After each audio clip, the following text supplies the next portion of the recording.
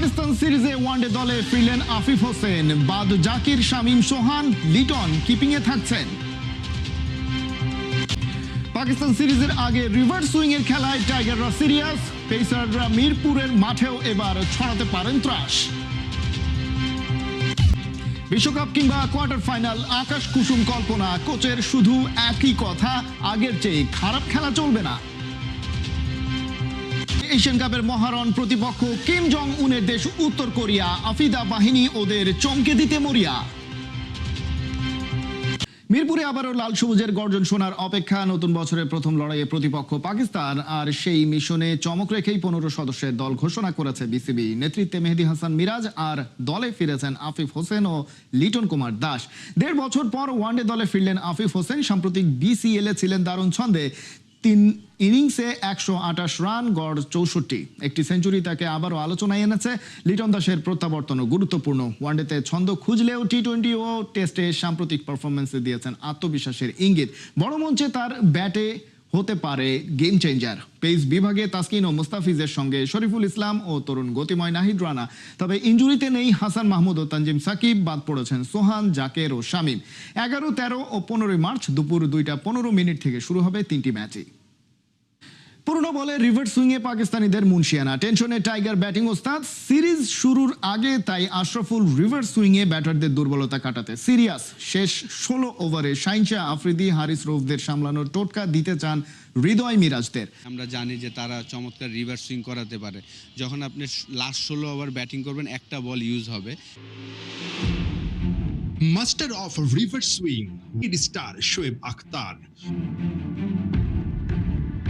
নিজেদের সময়ে পুরনো বলে বিশ্বের কত বাঘা বাঘা ব্যাটসম্যানদের রিভার্স সুইং আর ইয়র্কারে বানিয়েছেন বোকা।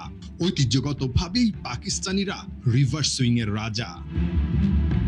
বলের এক পাশ উজ্জ্বল আর অন্য পাশ খসখসে রেখে রিভার্স সুইং এর ফায়দা তুলতে পাকিস্তানি বোলাররা ওস্তাদ।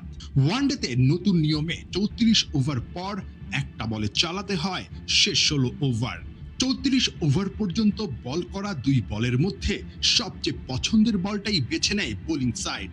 স্বাভাবিকভাবেই রিভার্স সুইং এর ফায়দা নিতে চায় বোলিং ইউনিট, যা ব্যাটসম্যানদের জন্য চ্যালেঞ্জিং।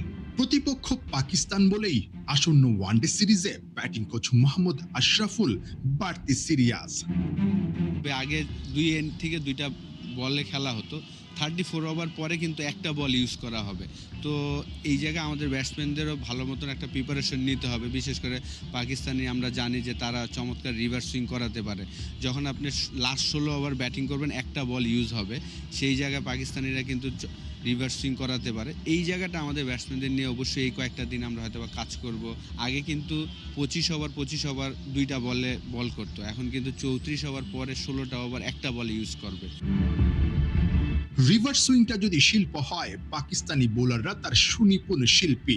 শেষ 16 ওভারে শাহিনশাহ আফ্রিদি, হারিস রৌফদের সামলাতে তাই বড় চ্যালেঞ্জেই পড়তে হতে পারে টাইগার ব্যাটারদের। ম্যাচ জিততে বোলারদেরও রিভার্স সুইং এর মুনশিয়ানা দেখাতে হবে। বিসিএল আমরা এই প্র্যাকটিসটা করেছি।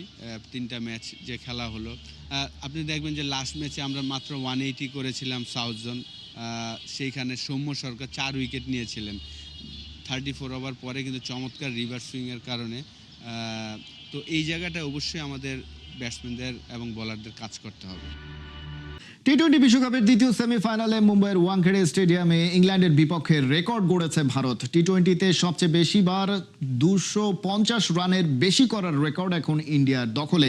টস হেরে ব্যাট করতে নেমে 20 ওভারে 7 উইকেটে 253 রান তোলে ভারত। বিশ্বকাপ ইতিহাসে এত রান তাড়া করে জেতার রেকর্ড নেই কোনো দলের। তবে বিশ্বকাপে সর্বোচ্চ 230 রান তাড়া করে জয়ের রেকর্ড আছে ইংল্যান্ডের। অবশ্য এই ইনিংসে ভারত 6 মেরেছে 19টি, যা টি-20 বিশ্বকাপে এক ইনিংসে যৌথভাবে সর্বোচ্চ 6 মারার রেকর্ড। আর তাতেই এখন পর্যন্ত বিশ্বকাপের এক আসরে সর্বোচ্চ 88টি ছক্কা মারার রেকর্ড ভারতের দখলে। 42 বলে 89 রান করা সঞ্জু স্যামসন মেরেছেন 7টি 6 ও 8টি 4। টি-20 বিশ্বকাপ হতাশা নিয়ে শেষ করলেও শ্রীলঙ্কা সিরিজে ভালো কিছু করার লক্ষ্যে আফগানিস্তান। তাই রশিদ খানের পরিবর্তে দলের হাল তুলে দেওয়া হয়েছে ইব্রাহিম জাদরানের হাতে। 13 মার্চ থেকে শারজায় সিরিজ শুরু হবার কথা থাকলেও মধ্যপ্রাচ্যে চলা অস্থিতিশীল পরিস্থিতির কারণে এখন অনেকটাই অনিশ্চিত। এরই মধ্যে দল ঘোষণা করেছে আফগানিস্তান। সবচেয়ে বড় পরিবর্তন দলের ক্যাপ্টেন্সিতে। রশিদকে সরিয়ে দায়িত্ব দেওয়া হয়েছে 24 বছর বয়সী ওপেনার ইব্রাহিম জাদরানকে। এছাড়াও এই সিরিজে থাকছেন না ফজল হক ফারুকি, গুলবাদিন নাইব ও মোহাম্মদ ইসহাক। টি-20-র জন্য ডাক পেয়েছেন ফরিদ আহমেদ, শরফুদ্দিন আশরাফ এবং নূর রহমান। প্রথমবারের মতো ওয়ানডে ফরম্যাটে ডাক পেয়েছেন জিয়াউর রহমান শরীফি। সিরিজে 3টি টি-20 ম্যাচ 13, 15, 17 মার্চ। এরপর 3 ম্যাচের ওয়ানডে সিরিজ 20, 22 ও 25 মার্চ। মুস্তাফিজকে বাদ দেয়া আইপিএল কর্তৃপক্ষ সৈকতকে কাছে টেনে নেবে। শোনা যাচ্ছে একমাত্র বাংলাদেশি হিসেবে এবারের ইন্ডিয়ান প্রিমিয়ার লিগে দেখা যেতে পারে আম্পায়ার শরফুদ্দুল্লাহ ইবনে শহীদ সৈকতকে। বাংলাদেশ ক্রিকেট বোর্ডের আম্পায়ার্স কমিটির চেয়ারম্যান ইফতেখার মিঠু মনে করেন, পারফর্মার সৈকতের আইপিএলে জায়গা হতেই পারে। নিলামে শাহরুখ খান মুস্তাফিজকে বুকে টেনে নিল, টাইগার ভক্তরা আনন্দে মাতল। এরপর কি এমন হলো, ভারতীয়রা চাললো নতুন চাল। বলাই যায় অন্যায়ভাবে ফিজকে আইপিএল থেকেই সরিয়ে দিল বিসিসিআই। সেই যে জল ঘোলা হলো, বিশ্বকাপেও চলল নানামুখী নাটক। তবে কি ফ্র্যাঞ্চাইজি ক্রিকেটের সবচেয়ে বড় আসর এবারের আইপিএলে দেখা যাবে না কোনো বাংলাদেশিকে? একজনের থাকার সম্ভাবনা উকি দিচ্ছে। ক্রিকেটার নন, বাংলাদেশের গণ্ডি ছাড়িয়ে যিনি আন্তর্জাতিক অঙ্গনে আলো কাটছেন, মাঠে দারুণ সব সিদ্ধান্ত দিয়ে মুগ্ধ করছেন।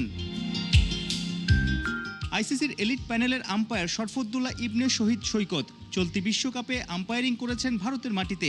এমনকি বিশ্বকাপের আগে ভারত নিউজিল্যান্ড সিরিজেও ছিলেন। শোনা যাচ্ছে চাপে ভেঙে না পড়া সৈকতের ম্যাচ পরিচালনার দক্ষতা দেখে মুগ্ধ বিসিসিআইও।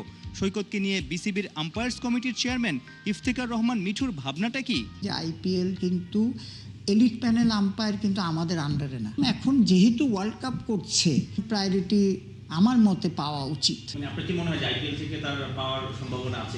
যে কোয়ালিটি ভাই, সেই কোয়ালিটি অনুযায়ী তো পাওয়া উচিত। আম্পায়ার এবং ম্যাচ রেফারিদের ভিন্ন লেভেলে নিয়ে যেতে বাংলাদেশ ক্রিকেট বোর্ডও তৎপর। এলিট ও ইন্টারন্যাশনাল প্যানেলে বাংলাদেশিদের সংখ্যা বাড়ানোর মিশন। একসময়ের বিশ্বসেরা সাইমন টফেল দীক্ষা দিয়ে ওদের পোক্ত করছেন।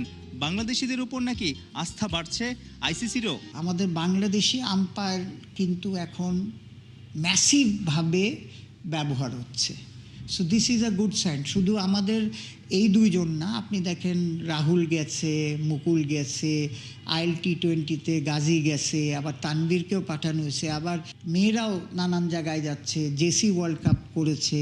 সো আমার মনে হয় we are in good track. ক্রিকেটারদের পাশাপাশি আম্পায়াররাও যে বিশ্ব ক্রিকেট মাতাচ্ছেন, দেশের নাম উজ্জ্বল করছেন, জায়গা মতো মোটিভেশন দিয়ে এই সেক্টরে সাফল্য এনে দেওয়ার বড় কারিগর ইফতেখার মিঠু।